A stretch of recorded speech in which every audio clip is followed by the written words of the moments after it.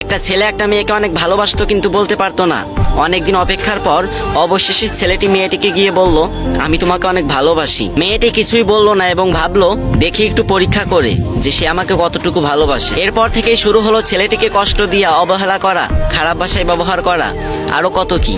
কিন্তু মেয়েটি বুঝতে পারতো যে ছেলেটি তাকে অনেক ভালোবাসে। তারপরও সেই মেয়েটি অহংকার করতো আর বলতো, আমার জন্য ছেলের অভাব আছে নাকি?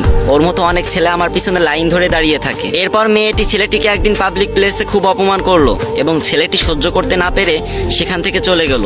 তারপর থেকে ছেলেটি আর মেয়েটিকে কখনোই বিরক্ত করেনি। এরপর অনেক দিন কেটে গেল এবং মেয়েটার খুব খারাপ লাগতে লাগলো এবং সে বুঝতে পারলো যে সেও সেই ছেলেটাকে ভালোবেসে ফেলেছে। এরপর মেয়েটা ছেলেটাকে খুঁজতে খুঁজতে তার বাসা পর্যন্ত চলে গেল এবং তারপর সে শুনতে পেল তার পাগলটা এখন আর দুনিয়াতে নেই। ওই দিন মেয়েটি পাবলিক প্লেসে খারাপ ব্যবহার করার পর ছেলেটি বাসায় ফেরার সময় একটা রোড অ্যাক্সিডেন্টে মারা যায়। তাই আমি আপুদেরকে বলতে চাই, কোনো ছেলে যদি তোমাকে ভালোবাসে তাহলে তার ফিলিংস নিয়ে ভেবো, নিজেকে নায়িকা ভেবো না।